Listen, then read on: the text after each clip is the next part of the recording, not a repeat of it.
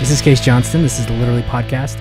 We're podcasting today from Booked on 25th on historic 25th Street in Ogden, Utah.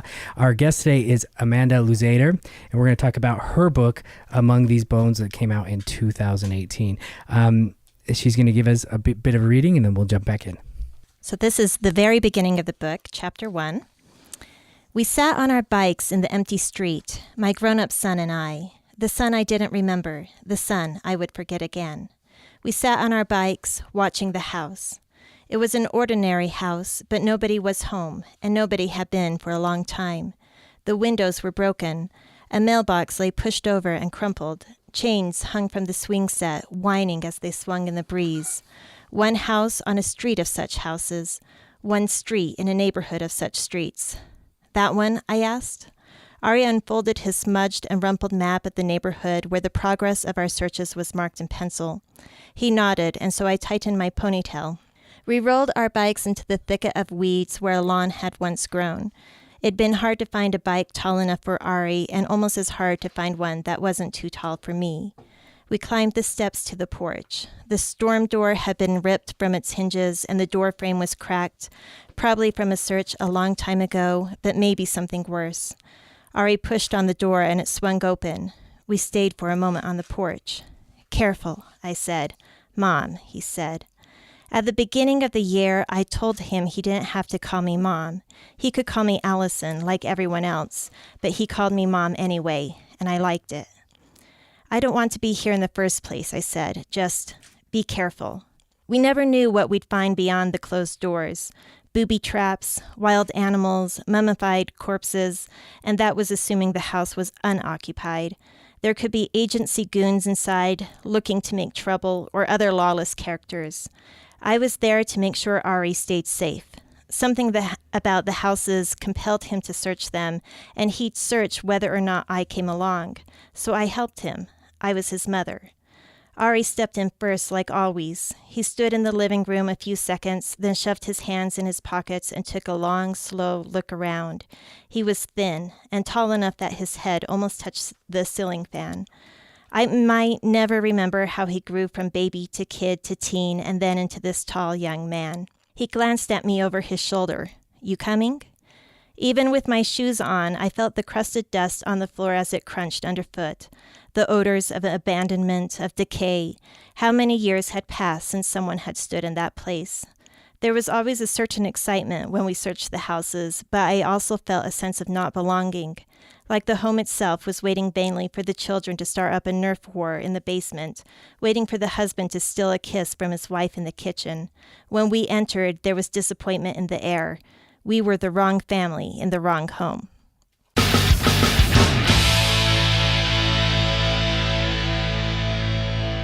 All right, thank you for listening to this podcast. This episode of Literally is sponsored by Lexicon and Line. Case, tell us a little something about Lexicon and Line. Lexicon and Line, it does three things. They are communications consultants. They teach professional business writing and speaking courses, and they are research and data evaluation experts. And you can find everything about Lexicon and Line at lexicononline.com. Please give them a visit, and thank you so much for sponsoring this podcast at Lexicon and Line.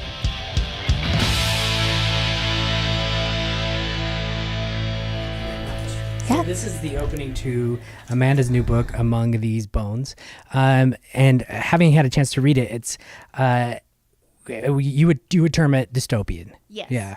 And so we look right immediately into this into a dystopian novel, and the first thing that we have to establish, or as the author has to establish, is this idea of a world where your characters live. And we have to kind of know almost immediately that this is not the world in which we live every day now. And I think Amanda's done that really well. And we have this kind of these open homes where nobody's living and it's dusty and the people haven't been there for a really long time. So we know immediately that this is not Disneyland, right? Mm-hmm. So I was wondering if you could talk really quickly about, like, conceptually, like when you started this book, how this world came into your mind when you were thinking, when you were pondering, when you were thinking about writing another book. Yeah. So this this whole story kind of came about because I'm a bit of a hypochondriac. You know, I'm the one that's always worried that I'm going to be getting the bird flu or the swine flu or whatever new flu there is. And about 4 years ago, there was a news report that there had been the first confirmed case of Ebola in the United States. And so, of course, that meant eventually I'd be getting Ebola. And so it was playing on my mind quite a bit. And around that same time that I'm hearing these news reports, I saw this YouTube video on Facebook about this girl who had hit her head and she'd lost her memory. She had some short-term amnesia. And those two thoughts just kind of went together. And I thought, what would happen if there was some serious illness that was killing people and the only treatment for that also erased your memories? And from there, like the world just kind of built itself, you know, picturing first some pandemic that nearly wipes out the entire human race, you know, almost everyone has died, and then the survivors don't have any memories. And what would the world look like that to go to almost extinction? And then the people that are there, they don't remember who they are. Or really what happened Right. in the they past. don't know. Yeah. And I think with that, the characters in the book, they have a lot of struggle knowing who to trust, because they have this government agency that is saying, we had to erase your memories to save your life. And there's always a question of, well, is that really true? If we can't remember, how do we know who we can trust? Yeah, and when you pick up the book, you'll see that there's an immediacy to this idea that nobody trusts each other, and they especially don't trust the agency, and there are rules that are established really quickly when it comes to this memory thing. And this is what I find really interesting is that the rules come really fast, in the sense that with the memory, they can remember all of the small things, driving cars and brushing teeth and all of those different things that we do as humans. Well, you know, what do we call things? But their memory fails them when it comes to anything. What would you say? Just to what has happened in their lives in the past? Yeah. So I don't know this for sure because I'm not a doctor, but I think that's how like memory loss is in the real life. You know, you might not forget how to read or how to write or how to drive a car, but you may not remember where you learned those things, or, you know, sitting down and sitting with your parents and them reading to you.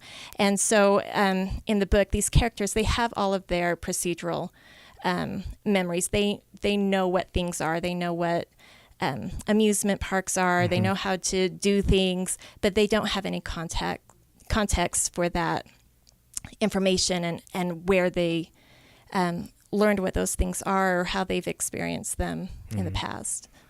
Yeah, it's really interesting. It's a great premise, and it hooked me really fast. And I just, because I wanted to know what is the agency? Are they on the people's side?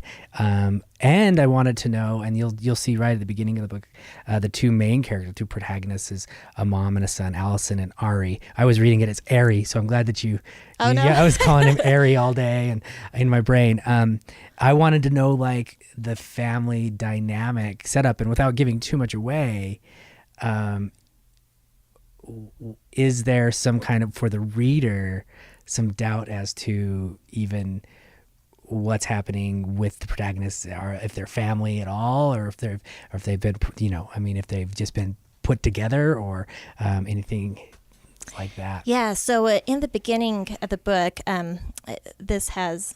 the book takes place sometime after they've lost their memories, and the agency has told these two people that they are related, that they are mother and son.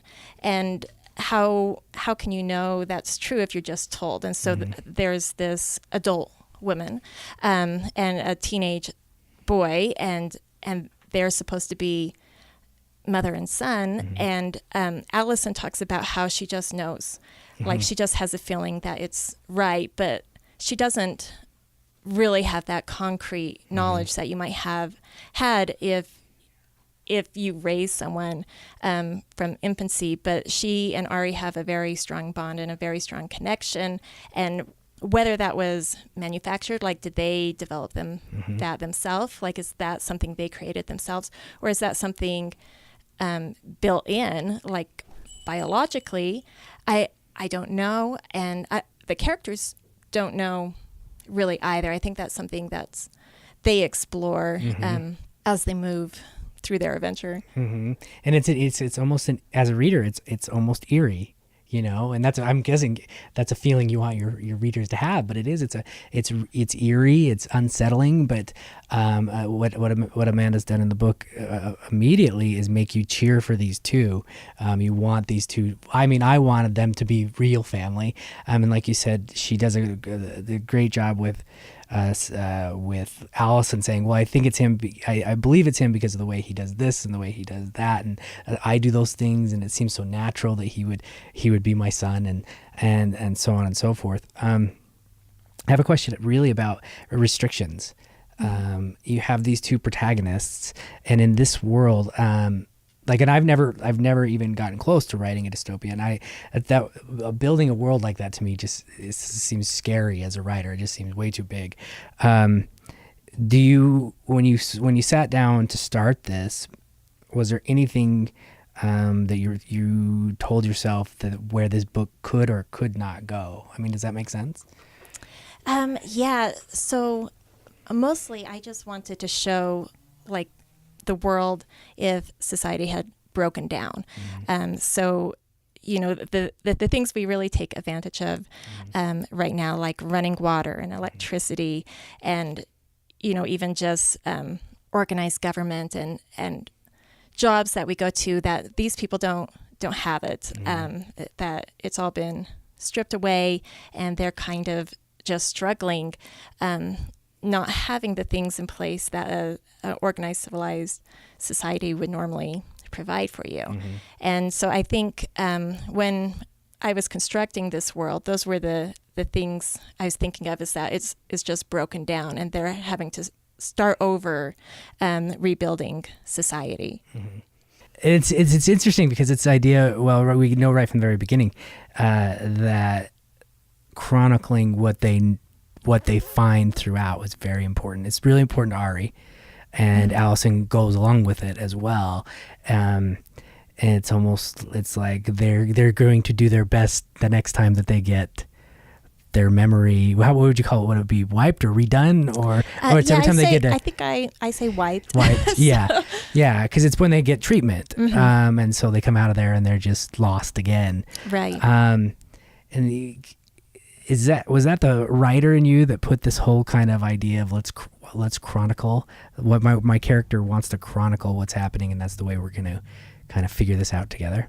I definitely think that aspect of the story came from me being a writer myself, because writing stories is such a big part of who I am, and I do just have this belief that we come to understand life and being human through examining stories. And so I think for me, I was asking, if my memories were erased and I knew they were going to be erased again at the end of the year, what could I do to give myself some link to the past, so that I'm not just, being reborn, a blank slate every year. And I think I just thought to myself, well, I would try to write down everything that I could so I could remember again.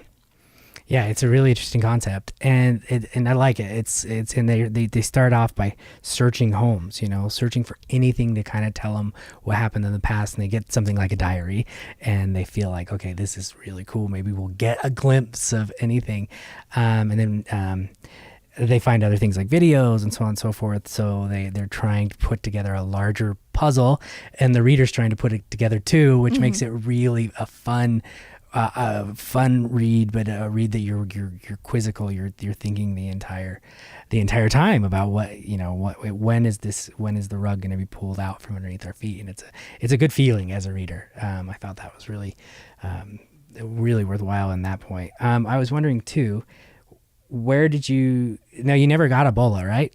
No. Okay, good. No, Yeah, I'm still, amazingly, I took my vitamin C. good. I'm Yeah, doing well. that's good. I'm glad that it, I mean, that could have spread like crazy. Yeah. That's really scary. I think those things too. Like I'm the type of person that if like somebody like is sick one way, I'm like, I think I'm getting that, my heart hurts a little bit. Somebody, Ever since the movie Outbreak, I've been yeah, a little paranoid. yeah. Yeah. Yeah, and that's something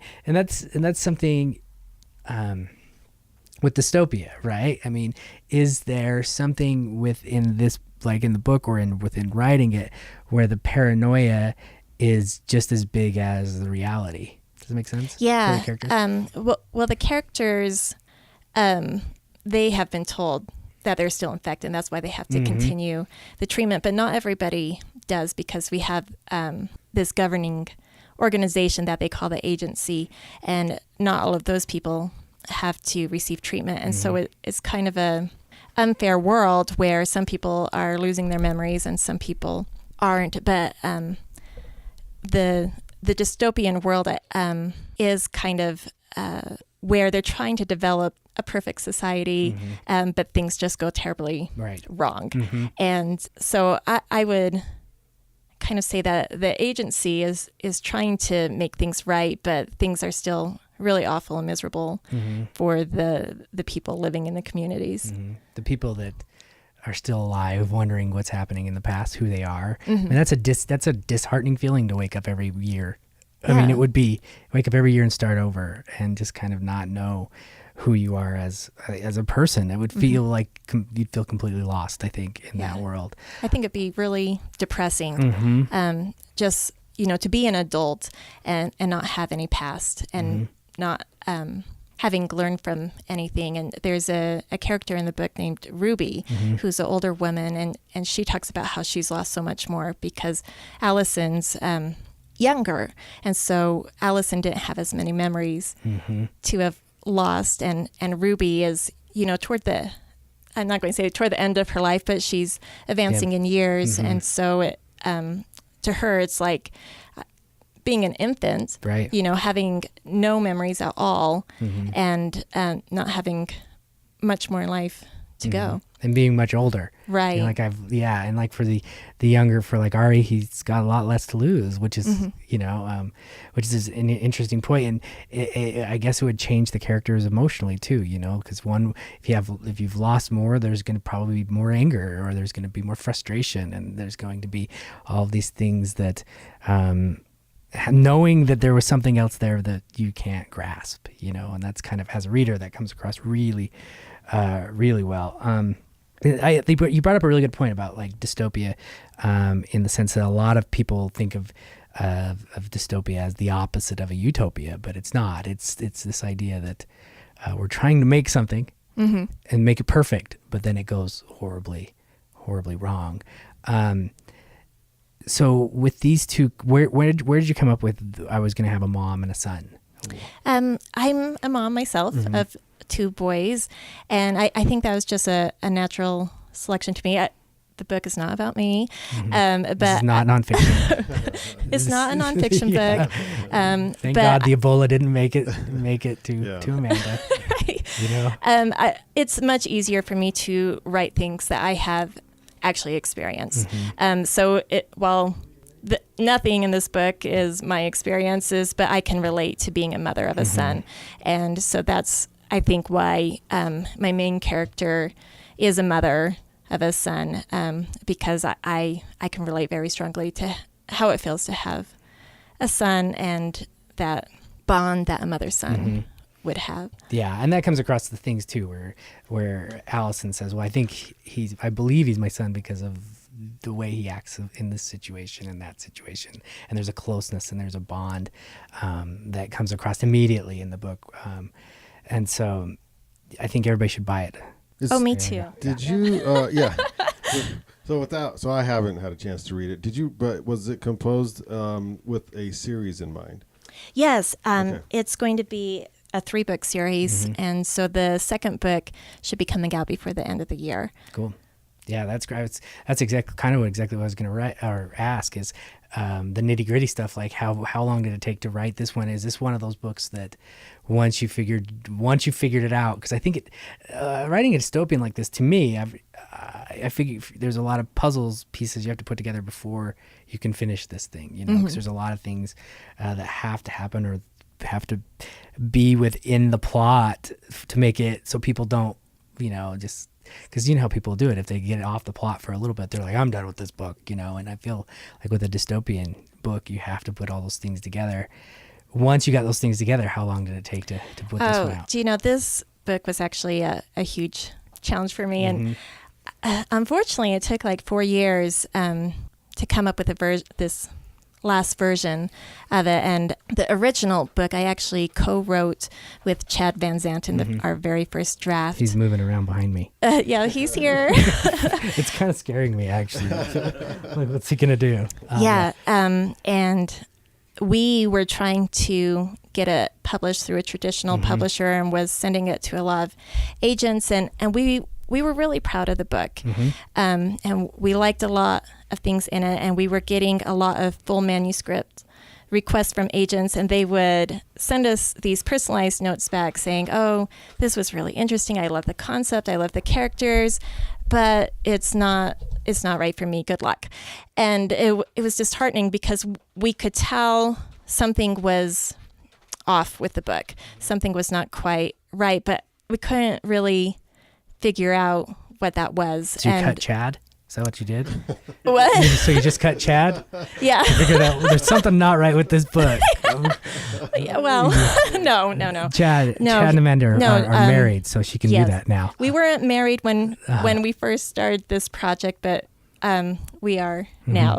So we finally sent it to an agent, another agent who rejected it, but she was kind enough to write us a very detailed note saying what was wrong with the book. And I got her note, and it was kind of an aha moment. It was like, yeah, that's exactly why this book isn't working. There is this major flaw with it, and it was really discouraging because it like affected the entire story, and it had already taken like a couple years of writing it and rewriting it to get it to that point. Yeah.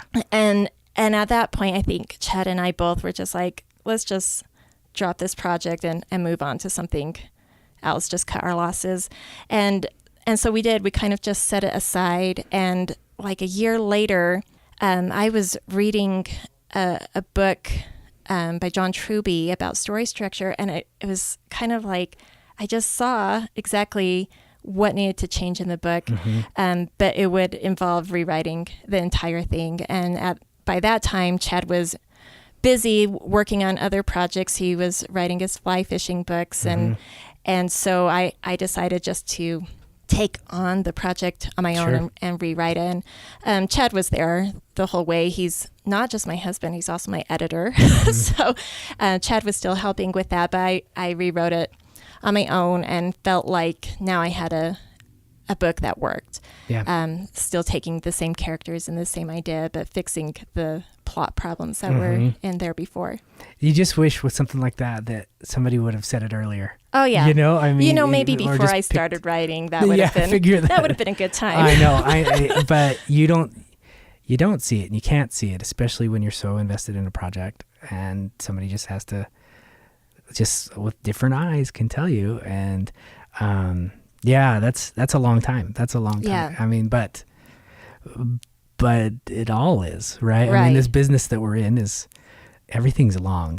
You know, it's the slowest business in the world, and and it's heartbreaking. So I'm glad that you pushed through and cut Chad. You know, poor Chad. Poor Chad. No, no, but that's interesting. I started writing a book with someone else once, and it just didn't work out. You know, it's hard. I would not recommend co-writing. So I told you that Chad and I weren't married. When we first started writing the book, we were just friends. And then sometime in those 4 years, we started dating. And then we would fight about the book.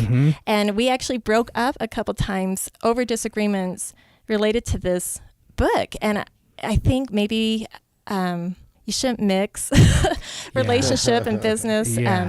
I don't know, And maybe writing. I mean, it's got to be. I can't imagine writing something with my wife. Yeah. There's no way. We would probably kill each other. Yeah. Because it's so personal, and it's it's really funny when it comes to relationships with writing. It's like somebody you don't know could say something awful about your writing, you don't care. But it's the people who are closest, the one little thing, like, I don't know about that paragraph. Wow, jeez, we hate the whole thing, and that would be hard. Yeah, and I think there was a lot of insecurity a lot of my insecurities that came out when we were writing together, because sometimes it would be like, oh, wow, his writing is much better than mine, and I'm not good enough to write together with him. And other times it'd be like, oh, he did not do this section very good, and I hate it, and how am I going to tell him that I don't think his writing in this section was up to par? And it was just so much more emotional than it is writing on my own. And that, of course, isn't the reason that he wasn't on this rewrite. It was more just a timing thing that I was ready to move on, and he was busy with his other books. But yeah, I would be hesitant to start another co-writing. Yeah. It's hard. It's really hard. Well, talking about the writing, there was one that your second paragraph in the book, when I was reading it, stuck with me, just because the way in which it's written, where it's got this really, I love the way that it flows out, and how you within your diction and your syntax play with it a lot. And I'm going to read it again. Okay. It's not going to be as good as you reading it, but I think when it comes to the writing, this really struck me. And there's quite a few points within the book that are like this, and it's just really cool. It was an ordinary house, but nobody was home, and nobody had been for a long time. The windows were broken. A mailbox lay pushed over and crumpled. Chains hung from the swing set, whining as they swung in the breeze. One house on a street of such houses, one street, a neighborhood of such streets. That's just a cool paragraph. And when I was reading it, I was like, that's a great paragraph. So it's something that when you start a book with language like that, I don't know how people wouldn't read it. Does that make sense? I'm just paying you a compliment. That's it. There's no question. Well, thank you. There's no question at the end of this. I have a question on that though. I'm not quite sure how to frame it.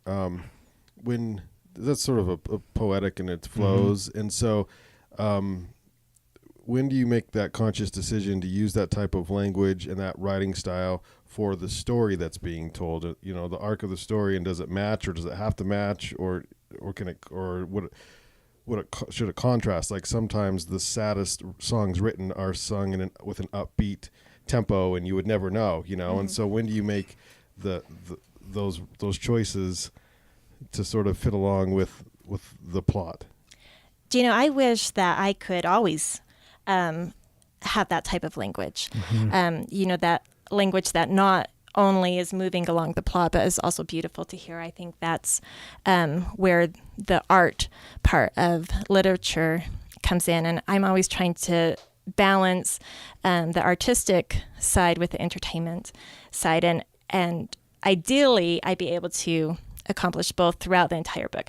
I'm not that good of a writer, so I do it when I can, and when I can't, I don't. But I'm always striving to improve my writing and get closer to that point where it's as entertaining as it is artistic. And that's going to be probably my life work to progress towards achieving that. Sure. Well, I think that paragraph kind of disagrees with you on the writing part. Oh.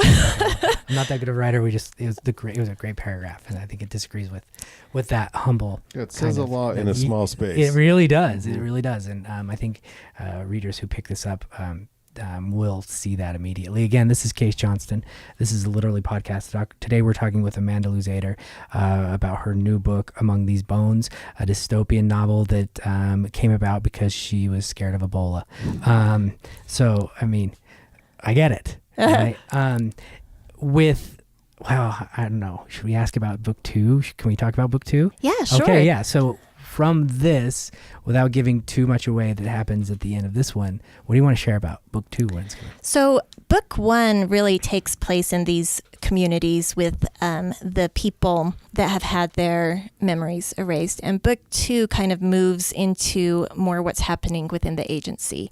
So we're going to get to see a lot more of the characters that are within the kind of government organization, the agency, and get to see more of their stories and what their goals are and what their plans are and how they feel about what's going on in the communities with people and the illness and everything else. So that'll be a nice switch, right? Kind of moving from really personal to kind of the maybe the larger structure of what's going on behind the scenes. Are these two characters going to be as present or less present? Yeah, the whole series will follow Allison, the main character, and when you're dealing with people losing their memories, I think it's kind of fun because you can, have completely different relationships between the same characters. So if Allison knows someone in book 1 and then in book 2 they've had their memories erased, then it's like you have to establish a whole new relationship between those characters, and it could be a completely different relationship than they had in the first book. Yeah. So, I think it's fun. But and this one's not going to be. This one didn't take 4 years. No. Yeah. No. I'm still kind of finalizing the second book, but much faster this year. Yeah. Well, that's good. Yeah, it's good to hear. And I had one more. We're sitting in front of the Stephen King section. We are sitting. Yes. Yes. No, don't bring it up. Yeah. That was on the other podcast. That's embarrassing. But the question I had though was, because you were rediscovering Stephen King, what is there anything that you learned from his writing that you were able to apply to your own? Do you know one thing? In the other podcast, we talked about Stephen King's book Misery, and in Misery, Stephen King uses metaphors a lot. The character in Misery is in a car accident and he's in a lot of pain, and Stephen King's used this metaphor that there are these pilings, and when the pain is really bad, they are sticking up out of the water, but when he gets medication and the pain goes away, then it's covered with the water, and the pilings go away and you can't see them because they're under the surface. And he used several other metaphors throughout the book, and I think he just uses them so well that you understand exactly like what that would feel like and what that means, and then it's also so beautiful as well. So that is something that I've noticed in Stephen King's writing that I would like to try to incorporate into my own. And those metaphors he didn't just use, once, that they are throughout the whole book, and he returns to them again and again. And so it's like a metaphor for the entire story. And so I've been giving that some thought, wondering, okay, how can I do that when I'm writing my books? Yeah, that's hard. That's hard because you don't want it to be too much on the nose, and you want it to mean something, but you want it to be subtle, but at the same time, the metaphor works. And it's a lot of work. Yeah, that's hard. Trying to find that perfect metaphor that represents exactly the situation, and not one that you're just, throwing in there to have a metaphor, but one that is fitting and appropriate. It's almost as like he had the metaphor first and then decided to write a story around it. He could. Yeah. You never know. Yeah. You never know. I mean, she was scared of Ebola. Yeah. And that's how a book started, and that's how it goes. That's how books come about. But once the idea is like the fun part, right? And then the writing and figuring it out. I mean, coming up with the idea is the easy part for me. And that's definitely the fun part. And just having the concept, that's the easiest part, I think. Then writing the book becomes much more difficult. How many words is this one? Oh, I think it's just under 70,000. The sweet spot, 65 to 85,000 words. This is Case Johnston. This is the Literally Podcast. We're at Booked on 25th today and on historic 25th Street in Ogden, Utah. We're joined by Amanda Luzzader, and Chad Van Zetten sitting behind me. And he's making me a little nervous. Oh, dear. But he's doing all right. He's just checking his phone. Okay, good. When Brandon gives me the 5 minutes, this is the question that I always like to ask here is, coming here today to talk to us, is there anything that you want to share about your writing, about the book, about anything, about the business, about anything that you'd share with people who you obviously want to pick the book up and want to read your work? And is there anything there that you'd like to share? Well, I'm just so happy to be here, first of all. Thank you for inviting me to be on your show. I would love people to read my book if it's something that sounds interesting to them. My goal as a writer is primarily to make sure that people are enjoying themselves, that it's a good experience when they're reading my stories. And I hope I've achieved that. I realize that there's not going to be one book that everybody loves, but for people who enjoy dystopian stories and people who can understand what it's like to have a parent-child relationship, I would hope that this would be a book that would be interesting to them. A lot of dystopian books have, these really rugged, tough characters are really kick-ass, and Allison isn't. I feel like Allison's more like how I would be if it was the end of the world. I don't have any special skills, and I'm not going to be super brave or anything like that, but I would fight fiercely for any of my children. I think most mothers can relate to that yes. We all become mama bears when our child is in danger. And so I just wanted to tell a story of what, an everyday type of mother would be like in this type of end of the world situation.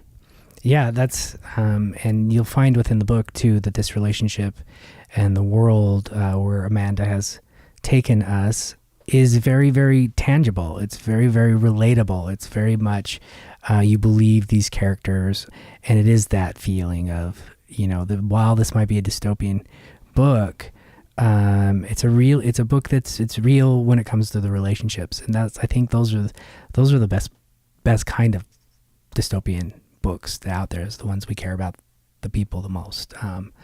That's why they say that all the Marvels do really well, and that the DC characters don't do well. It's that they have not in the movies. They with the Marvel, they show us the neighborhood. With DC, they show us like the whole universe, even though and so you fall in love with the neighborhood instead of falling in love with the universe. But with this book, that's kind of where we start. We start in a neighborhood, and we learn about people living through what has happened. Again, thank you for joining us. Thank you. Yeah, thank you so much. If you pick up the book again, it's Among These Bones by Amanda Luzzader, and I'm sure she'd love to come to any of your book clubs. Yes, definitely. Yes, right? I will travel. Yeah. Oh, thanks again. Yeah, thank you.